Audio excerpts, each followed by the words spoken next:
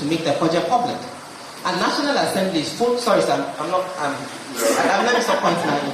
And the National Assembly is full of people who were elected to serve the Nigerian people. And what was the simple request? You have a budget that's 125 billion, 150 billion, but we don't know what's in it. And as you said again, budget is purely an academic exercise.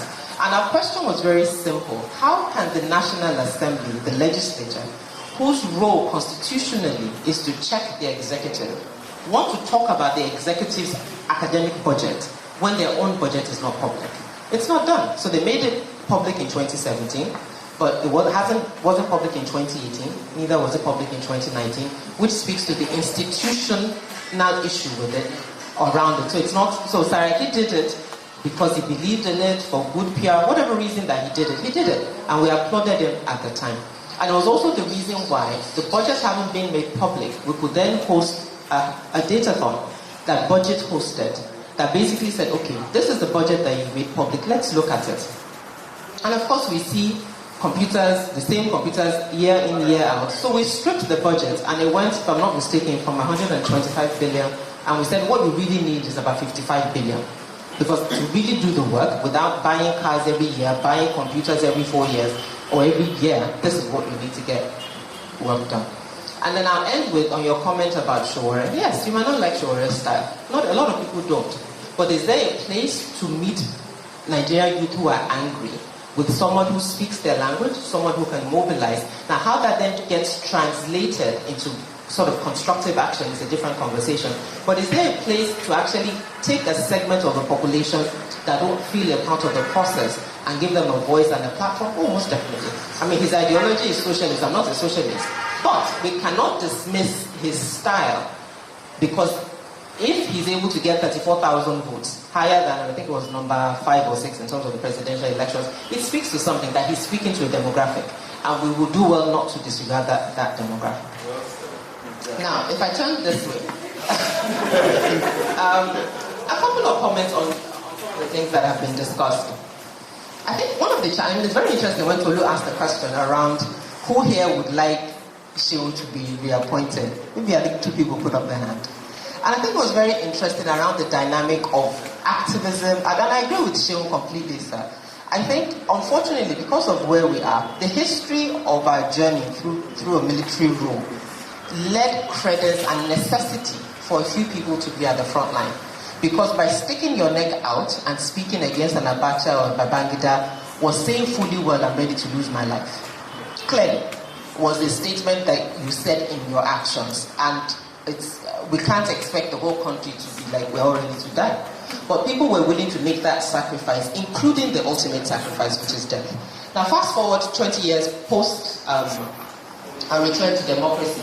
I agree with you that it's not a ask that is a sacrifice unto death in that sense. But it's a sacrifice for a lot of us, as Shehu said, to work in the private sector. I was a management consultant for many years. So it's a sacrifice of a different type, not necessarily unto death, but it's also a space that allows all of us to speak, that doesn't need desires. It's not like business, we're not anybody's desire. I'm not anybody's desire. But as an active citizen, I have chosen to say that I, as Yemi, I deserve better than this. I deserve a Nigeria that works. And the people who make the country difficult for me do not have 2 heads.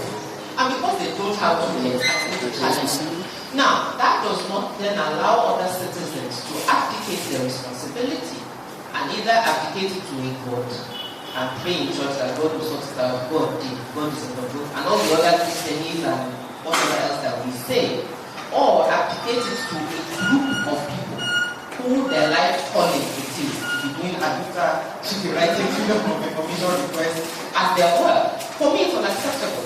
But I also realized that because of the journey that you have come through, it's a long process to get citizens to get there. But as a starting point, I am not saying I'm a desire. I'm saying that we are here to educate because citizens don't understand. The point had radio programs in 25 states around the country. And that was something that came up over and over again. People just not realizing they could call you as a representative and said, sir, how far with this project? What's going on here? What have you done with this? Not realizing that they could do that. So it is our role to help carry citizens along that journey so that all of us are saying how far. not just the budgets and the EIs of this world. Now, having said that, also to that point, Abacha might have shut down budgets, physical office, but the work that budget does couldn't have been shut down unless Abacha wants to shut down the internet, which would have been quite a tough ask. So in dealing with active citizens, it allows a lot more people, because if you have a lot more citizens who are speaking, you can't then just isolate an Abdul Iro or a Clement Omako and put them behind bars and then expect sort of silence as people go on. So the question that I would like to ask is, the theme for this evening is activists in government, does it work? Part of the challenge is the seeming you can't, I guess my own thing, it's very hard to yo-yo. So 1 minute you're an advocate, the next minute you're in government, then you leave government, and when you come back to being an advocate. Do you think that works? Or once you cross into being a political player, you basically have to stay there and find a way, the way you said, to make compromises that still sit comfortable with you, or be a voice in that space. Thank you. Thank you, Amy. That's all right. Let me say, when you started speaking, I told you it was eye-opening. Because it's something like that. You start as if it's that innocent, okay, like a grenade. What will flow out ultimately? Well, the Nigerian youths have every right to be angry. And I don't see anything wrong in showing your anger. But let it not be the anger of a cripple. You are pounding the floor, will die today, Marakota will die today. And don't go beyond that. The anger should be properly channeled. The way Obama channeled the feelings of the American and he took it to the White House. It is possible for one of the guys or ladies, guys here today, let me use that word, to win the presidency of Nigeria 20 years from now, or even 50 years from now. It's possible. So I think when you participate, it has to be values driven. When I did my primaries, how did I start? I went home because I couldn't do it in Lagos. I actually approached Tinubu, a number of us, that took me to him. And the conversation was like, go and open a front in Edo State. You look at Agadeno, you go to Delta State. It was not somebody saying, go, they were not driving us away. But let us scatter around and travel on this journey from different directions.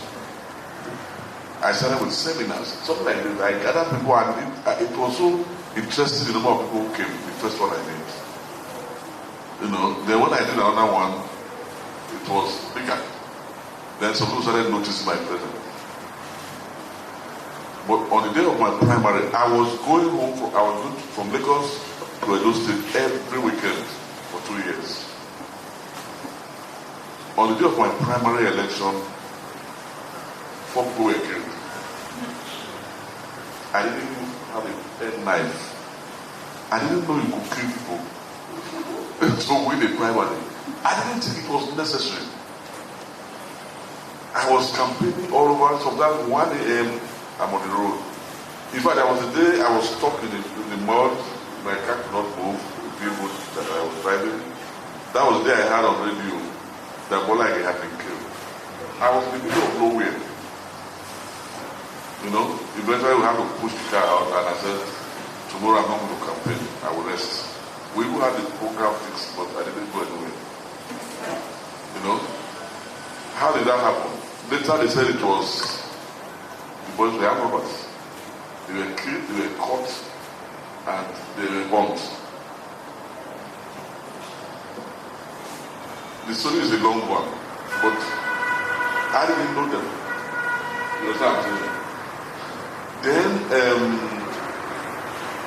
in the afternoon of that day, just people queued up to vote.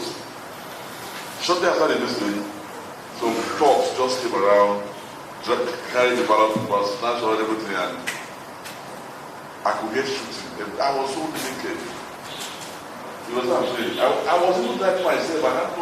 People were running. I couldn't even run because I couldn't make a U-turn. So if I were to be killed that day, I would have been sitting down. Then one day, I was in my house thinking of packing my bag and packing things and returning to Lagos, and then thinking of what to do after that. I had resigned from CL after 10 years as a second director. Then I just got a phone call. What happened? The guy who was sent to conduct the primaries in those days was my classmate in Nassau. And the guy refused to sign when they changed the figures. He refused. And Benson Alegbe, former speaker, Benson State House Assembly, was the guy I associated with. Benson Alegbe wrote a petition about what happened. Because even himself could not vote. I didn't even write a petition. So in considering that petition, one day they invited us to Benin. The ballot that was snatched was cancelled. The one that they could not snatch was used, they counted it and it was used to declare me as a candidate. I don't know whether to call it an act of God, but what else can I call it? You know? So eventually I won the election. I have never used a dog. And me who trained people who participated in the election monitoring in 1999, how can I read it? How would my conscience allow me to rig election? So now that you won the election, you're in office now. Yes. So in the office, I was able to tell myself, this is what I want to do. When we were sworn in, we were given forms to fill. Which committee do you want to belong to? I chose Human Rights Committee, Police Committee, Army Committee, Information Committee, Media and Public Affairs Committee, Justice Committee. Because we had given 7 options. So people chose NPDC, Ministry of Works, Federal Capital Territory, Upstream. No, we didn't have downstream and upstream there. You won't believe it. That is what happened. You know? I was made the chairman of the committee because the guy who was offered the chairmanship of the committee rejected it. Said it was nothing. Said he was not interested. And I got some boys, people like Wanifa Kumda and others as innocent and all as consultants. I got a 4 Osiwa grounds to work. I didn't wait for the parliament to get money. We were having open hearing, public hearing, roundtable discussion on every social issue, from anti-discrimination to women's rights to the Child Rights Act, you know, and all that. Those were the areas I focused on. You know, and then of course the kind of house we were then is not the type that is there now. They gave us 2 million to buy a car. Mine couldn't buy a 406. So I had to deposit the money, took the 406 and started paying quarterly the balance. You know? And this it depends on what you set out to do. And of course I was not re-elected. Because I could not it wasn't possible for me to what they said was that they have sold it to the other local government. And you know who suspended it? The guy who ran against me and triggered the killing of Hope. He was the guy who ran against me. And he was the guy who suspended me. He left the party in the car, but he came back. Yeah. But at that time, we had parted ways with unity and started out. I was working in the Kitafa's chambers in Abuja when someone came to me and said, look, you have to be a commissioner. You know? So you have to do what you have to do that will make you sleep better at night, that you can explain to your children. You know, that will make people say, and it doesn't answer it, it doesn't take phone call anymore. But then in politics, madam, as you put it, say it in those states, you have to eat paladam. Sometimes you eat paladam because of the soup, or the soup because of paladam. Do we have more questions? That is compromise. Compromise happens in politics. But I would say that can you enter politics and come back and be an activist? Yes. Does that work? It does work, because when you are appointed into government, I believe I was active in the house. I still retain my activist mentality. When I became a commissioner, in fact, 2 weeks later I was in trouble with the shop because I was telling her I want to resign. You know, I knew I was his friend. So I was ready to resign and being kicked out, but later he said, no, in fact, what you said is correct, everybody is saying it. You see what I'm making? And then when I became commissioner for agriculture, I was focusing on getting something to the farmers. You know? But of course I was interested in giving land to potential investors. But the principle was that I cannot give you land if there is no free and prior consent of the communities that own the land. I had to follow certain principles. I had to debate them. I had to argue in a school. I had to insist on compensation. You know? Then after that, honestly, I wanted to follow my legal practice and make money. Then one day, somebody called me to say that refugees have been arrested without the due process and they have been deported. Then again, I started feeling as if I was young again. You know? And then I went to court. Myself and Falano. I even sneaked into Cameroon to look for this people. I traveled, went to Douala, took a cab from there to then I came back. I appeared at the military tribunal, defended them one by one, wig and gown. So because, you know, I wrote with the local chambers. I spoke and everything I have to do. These are people I've never met. I was still driven by that same spirit after I came out.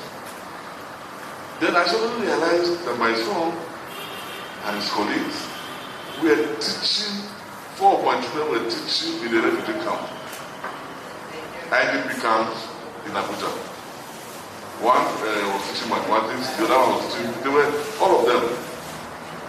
And guess who was that other guys who were teaching and they never knew each other? Tell me of those students, 2 of them. Okay, let me pause here. So, sorry, it would be that what you are running away from, your children may just get infected by it. Do you have any more questions? Thank you. And wait, the issues, budget was not an issue under us. You understand what I'm saying? The tools we use fighting the military were clearly not the kind of tools we use today. Now, the biggest problem we have, apart from the issue of insecurity, is corruption. And the biggest corruption happens in government, because that is where the big money is. So what we are doing now is critical to the survival of the country, or if not more critical than military rule. Because the military can rule well, like in China, build roads, do everything, give you free education, I don't understand. But if the democracy is corrupted, or is corrupting, ultimately it will lead into doom. That's why I say it. So there's a question. Okay. And I can predict if it was. She's laughing, no, she's No, but my question for this one was, that do you, in reflection, do you understand the people who had a problem with you serving the Buhari administration? Because I'm not quite sure if you got to that in your I supported Buhari. I have a APC member. Not you, sorry, I was asking you. No, I just wanted to say Yeah, that I joined APC with my eyes open. And I was even detained under Buhari as a military leader. I was detained. I was working with the Guardian there. I was detained, but I voted for Buhari and I supported him because I just couldn't trust him. That was it. I had to do them situation in my hand. All right. Okay, so let me ask a question. Number one, what do you want to understand social media is?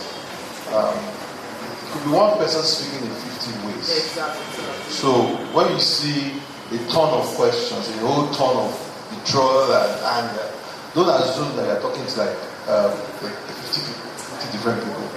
They're a very small set of people. And it permeates from young people who technically feel that when these guys were saying Buhari was not good enough, this government was not good enough, when people in sweat and in toil that we got this government elected. Now, the largesse has not even gone around us. We're still struggling to put people in essay for media, essay for broadcast media, essay for new media, essay for radio. We're still trying to put ourselves around. And somehow, Shehu comes from nowhere and he says he wants to be technical advisor of the project. So is that anger of being denied? And the ability is that you sold yourself. You sold yourself solely as someone who can be a social media agent. So by the time they're looking for people, the only people they're narrowing you down to are just media people. It's the old journalist becoming chief press secretary or special advisor of media to public officers. So I see that's where that anger was coming from. Now, if you look at within the system also, I'm going to come back. Now, what I understood is that these same people took it within the system and went as far to IOPS level to say, we don't want this guy to work. Look at and if you could build a parallel here, is what you happened with Lawan and his aide. You see, it was clear that people went to meet Lawan. They have this APC Youth Forum, they have BMO, they have PMC. There's a whole class of young people in these groups who are being paid, some are not being paid. And so there's people who feel, and see, the chairman of the MD of NDDC that was just confirmed, guess who he was? He was the commissioner of finance for Ujuaga. He was just a PDP guy many years ago. And now he's going to lead a sensitive agency under APC. Now, who is the media now saying we must not make him the NDDC chair? Nobody. It's our generation that we want to lay claim to the replacement space, if you allow me. So we believe that when the Tinubus of this world and the Shibas of this world are retired, we are the next ones to own this space. So wherever you guys are coming from, we don't know. So I think it's more about generational problem. Sorry, I'm going to engage you on this because I think it's at the crux of the issue. Because I started this with you. The gentleman that was commissioner of finance for Ujuaga probably didn't say Benjamin. Sorry? Benjamin. Let's, for the sake of argument, give Benjamin the benefit of the doubt. Now, he never said anything critical about the APC government. So even though he was Commissioner of Finance for PDP, and it's one of the things we say often, APC and PDP and 6.5 others. So for the same effect, they're the same people, quote unquote. So if he wasn't very antagonistic against APC, didn't insult the government, Delta is a PDP state, if I'm not mistaken. So if he didn't do anything and was supportive, and when Oshiba visits or they are all there, then there's nothing to fight against. But I think going back to his point, what a lot of people, and let's forget the social media minions for a bit. What a lot of people had a challenge with in your being appointed was the fact that your views, your ideology, if I want to use that word, was very anti-Buhari. So it wasn't a matter of laying claim to space or roles or titles or positions.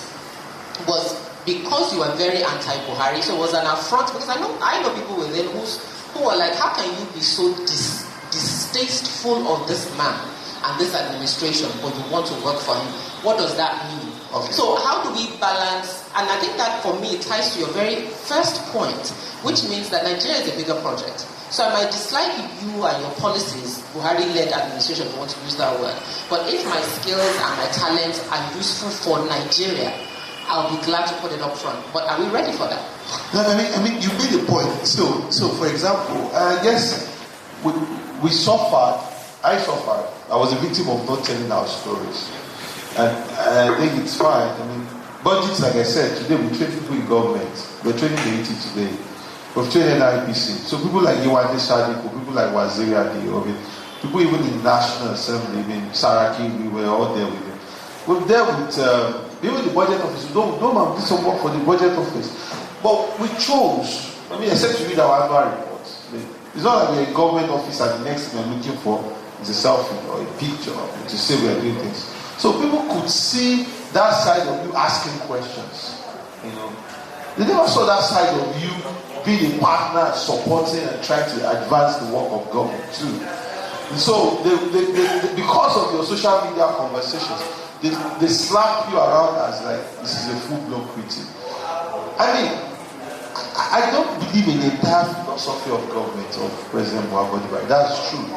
Even this whole border closure, I think I have a contrarian understanding of it. But I narrowed down two things. One was the person I was going to work for. Clear background. Specificity of what I was supposed to work for, budget. Like I said, I have had 2 appointments, but those things were not specific to budget. One was special advice on media, new media. Want me to be tweeting for you? What does that mean to me? I mean, at this age, I will not be tweeting because you're there on social media. So and the third thing is the bigger Nigerian project. I mean, to say, okay, I mean, this is for Nigeria. Fourth thing is, it's even experimental. 6 months, if it's not working, apart from my exam go. So I think those were the big guys into it. And like that's why I also say, and maybe I'm wrong, and maybe I'm not yet right, because stuff are involving there. We will not get a perfect time and the perfect space and the perfect condition to engage. It's something I was in Berlin 2 weeks ago with Mrs. Ezekwesili. She's on fellowship. And you know, she's always accused when you say I did this. I said, yeah, I did this. But I mean, we will not get a perfect time. We will not get a perfect space. Just unfortunate that Nigeria has no quality elites. That's the problem we have. Because if you don't have, it's better you sitting back and watching people, young people more ideal to try. But Nigeria, the guy who wants to be the godfather still wants to be in the space. It's important that we know that there will not be a perfect system. And like the party was not perfect, the whole process wasn't perfect. But if we had 5 and one person is not going to change the system, if I even become his National Assembly member today, how much can I do? If we shout too much, you'll be suspended. So we need to first of all come together as activists. Those of us who know that we have done our activism to a point that we want to do that transition. Let's band together, put resources together, and understand that in those places, which is what Barack Obama was referring to yesterday, there will be some slight, I won't call it compromise here, some difficult associations that we would have to make, some difficult friendships that we have to make. People, you can analyze it, Shibajo, maybe Bola Tinubu, public perception about the two are different. But without the Tinubu backing up as the power behind the block, there will be now an Shibajo as vice president of this country. Do you get what I'm trying to say? So I'm saying that we will not walk through the narrow lanes alone. My question is that when we get those opportunities, what we now do is now a test of our character. Because at the end of the day, who will say in politics, we're talking about means and end now. What I'm trying to say to you is that the means might not be still straight road like this. We might make some bits of bends. But the end of it is now left to our own value system, how best we utilize that. I hope I'm sorry. We still have to understand something, sir. Now, look, credibility matters. People are following you, and that you have to consider that. Now, there is no way that you are going to function when you are going to say, sir. Politicians are like devils. See, he told Jesus, they will look for what you can do best. Remember Taisolai? They will look for what you can do best, and that's where they will enter. And in a moment you fall into it, somebody will steal under you, and it then the one shame that we know. So we have to really Yes, we can't compromise, we can't mix up because they won't let your effort come out. Wait, I want to ask a quick question. I don't know if I should tell Sean to close his eyes. Sean, close your eyes. Close your eyes. Raise your hand. How many here feel that maybe Sean might be compromised or his integrity is in question because he accepted the appointment? His eyes are closed. You can raise your hand, yes or no. You don't trust him. So how many here don't believe that his integrity was compromised by accepting the appointment? Okay, you can actually open up. Oh, that's the mistake we make. When you are dealing with politicians, they don't go that way. Either you do it or you don't do it, they are going to dent it. When Nigeria will... But wait, I'm not stopping you. I think it's a... That's what you have. Because there are many people who are in Sean's shoe and somebody will come and offer for an appointment and for the thing to me, You just to share. So we have to ask the question. So my point understanding. Now that's why I mentioned Taisho Larry. You remember the case? But they will put you in an office and some people will do things under you. Remember you are dealing with politicians. You still have to understand that. Let me do the final closing. I'll give you. When the final position say, we are going to take 2 ways. Let me start off. We are going to take 2 ways to this. 2 ways again. We either take the Malema way, and I'm happy you mentioned it, which is the Showore way. See, we have to take the Malema way, which is that we build a small, growing force that is homogeneous. It's Malema, the parliament of EFF, the parliament, they dress the same way, they wear the red cap. Their ideology is the same. It might sound like madness in the realistic way. They say, expropriate all the land. They say, appropriate all this. They say, tax all the old trusts that all the white people get. There's some things that on the reality of the economy of South Africa, it collapse in days. People are going to put all the old EFF. But because of that, you can see even the ANC making adjustments to its own policy. Because of so there might be a situation that might be our way out. Not because we win the presidency. That's why a lot of us are saying, well, I want to be president. Is that where our pressure point should be? If that's the way we're going to do, let's do it. If we're going to go the Showore way, that way it is to be is that other people will choose to join the mainstream parties. But we now want them to account. It's like Oshomole. Oshomole was a labor leader. I'm not a judge of whatever his administration is. But he decided that his own way was to join the ACN and become a governor or AC. Now, whatever Oshomole now chooses to do, he's a governor of the state. I mean, he has all the whole powers of the state on him. Whatever he now chooses to do, either it does right or wrong, it now led to the values that maybe even we has been masking when even was a labor leader. So that's what I'm saying, that there are going to be routes to these things.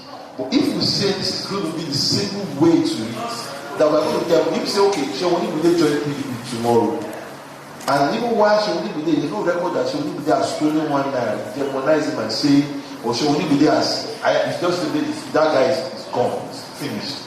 That's the end of him, and he's compromised. Now, that way, we're not going to push anything forward. That's just the reality.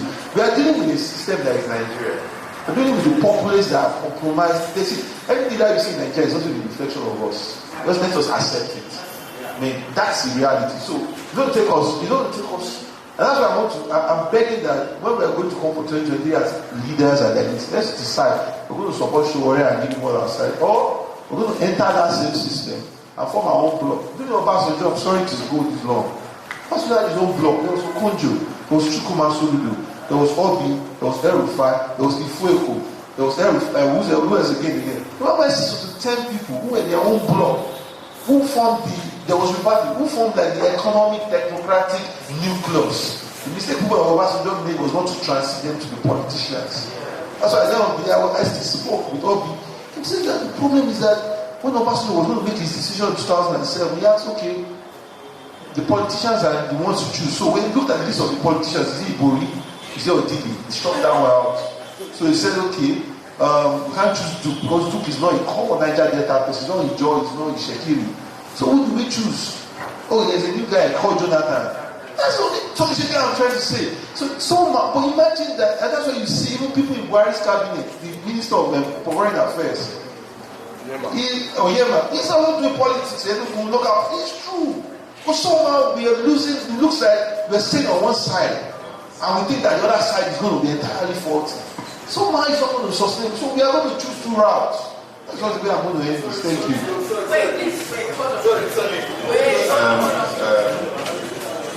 The gentleman who says or who tried to demonize politicians. These politicians are not from outer space. Like some people wake up, they attack Nigeria and trying to use everybody, yellow, brown, to paint Nigeria in most scurrilous terms. You know, I think Nigeria is not an island in the Pacific without a population, without a demographic or various demographics. The youth, the elders, all the various professions. You know, the same thing with the politicians. If you go to National Assembly, you see architects. Yes. You see former bankers. You see former officers. You see some retired soldiers. You see lawyers. In fact, almost 50% are lawyers. You see the point I'm making. And then you see people from all backgrounds coming together on this same, to do what they can to deliver good governance according to the Constitution, that is what they are required to do. You know? So, if you don't engage them, you will continue to demonize everybody that has got the process called democracy. Awolowo was a politician. He believed that the way forward for the Western region and for Nigeria was to give education to everybody. What are we talking about today? That all the countries that have made it today, what are they talking about? It's not education. Education.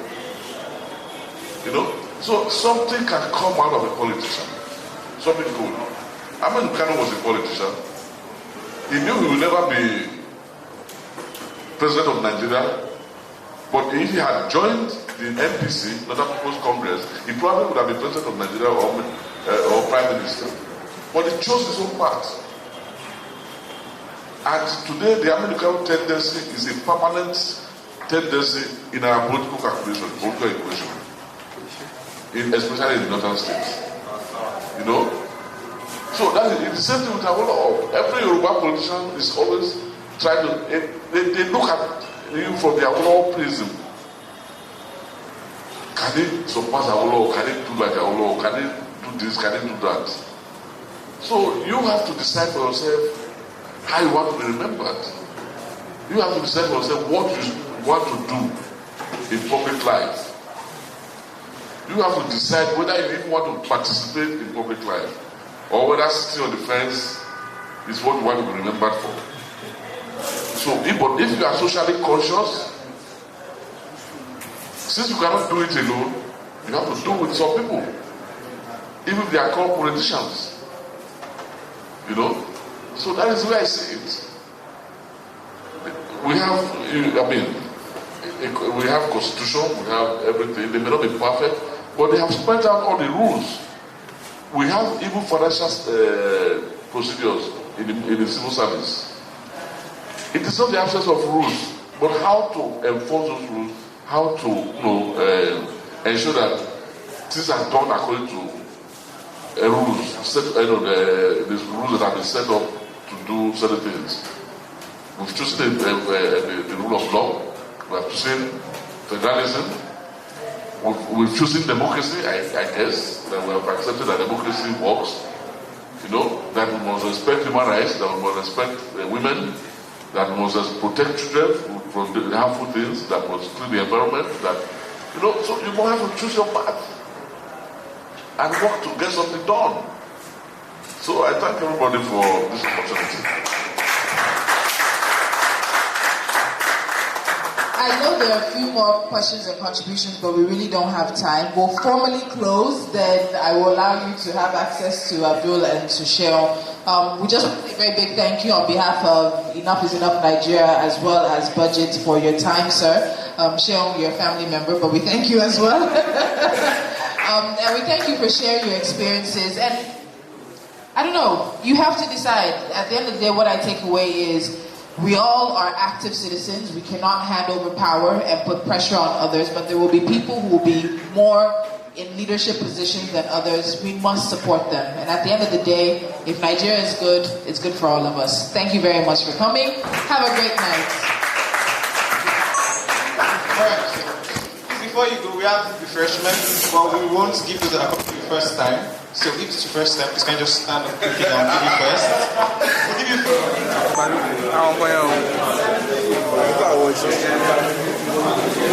How are you?